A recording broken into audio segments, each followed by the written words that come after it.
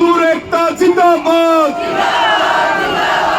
पीछे आवाज नहीं आ रही है, जहां तक आवाज जा रही है एक बार पूरी ताकत के साथ जोरदार नारे लगा दो।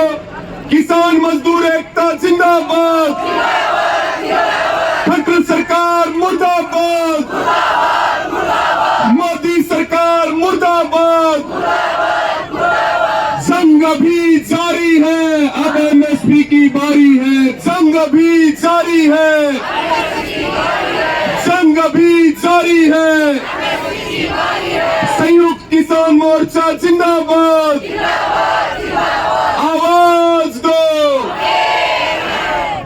आदरणीय अध्यक्ष मंडल, यहां उपस्थित मेरे पिता तुल्य बुजुर्गों, किसान बिरादरी के सरदारों, नौजवान साथियों, मेरी माताएं, बहनें और सभी मीडिया के बंधुओं,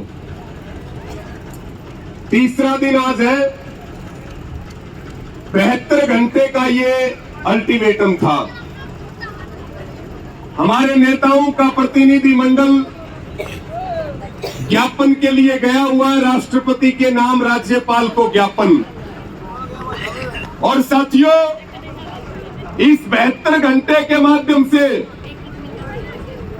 केंद्र की मोदी सरकार को ये स्पष्ट संदेश है कि लोकसभा के चुनाव नजदीक है। हमें सरकार मजबूर ना करे कि फिर से देश में बड़ा किसान आंदोलन हो। किसानों ने अपनी रिहर्सल 72 घंटे तक राजधानियों में करके दिखा दी है। अगर सरकार हमारी मांग नहीं मानती है तो फिर हम सरकार से सीधा टकराने के लिए तैयार हैं। या तो हम रहेंगे या फिर सरकार रहेगी। साथियों, अभी बात चल रही थी, यहां बहुत बड़ी संख्या में हमारी आशा वर्कर बहनें हैं। ट्रेड यूनियनों का बहुत बड़ा समर्थन है, हमारी खापों का बहुत बड़ा समर्थन है। बात अभी अलग अलग मुद्दों पे चल रही थी, एक बहस चल रही है। इस देश में इस सरकार ने धुएं को भी दो तरह का बना दिया।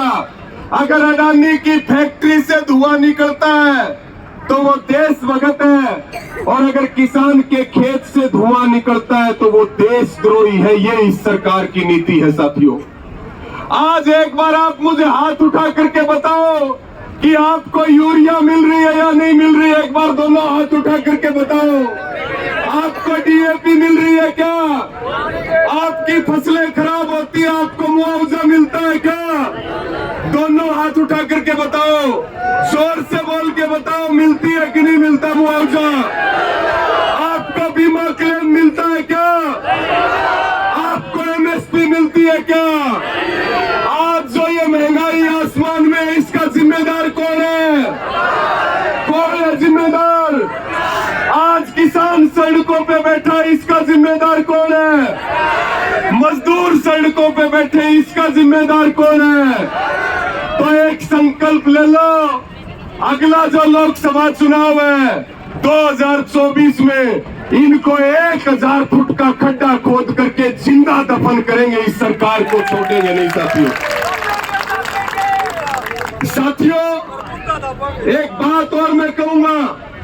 हरियाणा का कृषि मंत्री जेपी दलाल, जिसने बहुत बेहूदी बात की है, जिसने सारी मर्यादाएं लांघ दी, जो किसान आंदोलन में शहीद किसानों पे हंसता था, जिसको वहम है, जिसने कल एक कार्यक्रम में कहा है कि जो किसान धरने पर बैठते हैं उनकी बेटियां और उनकी बहुएं भागी हुई है। ये जेपी दलाल का स्टेटमेंट है कल का। ये जेपी दलाल का स्टेटमेंट है। साथियों, आपका आंदोलन मजबूत है, आपका डंडा और झंडा मजबूत है। जो जेपी दलाल ने बात कही है, भाई बहन बेटियां तो ऐसी बीजेपी वालों की, ऐसी जेपी दलाल की रैसी हमारी हमको ही फर्क समझते हैं क्या? और हमारी बहन बेटियां भागी है या नहीं भागी, इस बात को छोड़ो। बीजेपी वालों की रोज भागती है, हम बोलने लगे तो छुपने के लिए जगह नहीं मिलेगी, छुपने के लिए जगह। और ऐसे मंत्री को बताओ पद पे रहना चाहिए क्या? ऐसे मंत्री को माफी मांगनी चाहिए कि नहीं मांगनी चाहिए? तो या तो वो माफी मांग ले और नहीं तो उसका भी पक्का इलाज करेंगे, उसकी 7 पीढ़ियां याद रखेंगी। ये बात जेपी दलाल कान खोल करके सुन ले। हम अपनी बहन बेटियों के सम्मान के लिए गर्दन कटवा भी सकते हैं और हम कोई भी कुर्बानी दे सकते हैं। ये बात जेपी दलाल और सरकार कान खोल करके सुने। आप सबका बहुत धन्यवाद। आपने 72 घंटे तक पूरी ताकत दिखाई। यहाँ बहुत सारे आंदोलन चल रहे, सीईटी का आंदोलन भी चल रहा है। यहाँ पे ग्रुप डी के स्पोर्ट्स कोटे के बच्चे बैठे हैं, आशा वर्कर बहनें लड़ रही हैं। हम मजबूती के साथ लड़ेंगे और जो भी लड़ेगा हम उसका कंधे से कंधा मिला करके साथ देंगे। और आओ एक बार फिर अपने आंदोलन को इतना मजबूत करें कि सरकार की नाक में नकेल डाल करके उसको सबक सिखाने के लिए हम तैयार रहे। आप सबने मेरी बात सुनी, सबका धन्यवाद। और एक बार मेरे साथ बोल देंगे, खट्टर सरकार मुर्दाबाद, कृषि मंत्री जेपी दलाल मुर्दाबाद, कृषि मंत्री जेपी दलाल मुर्दाबाद, जेपी दलाल मुर्दाबाद।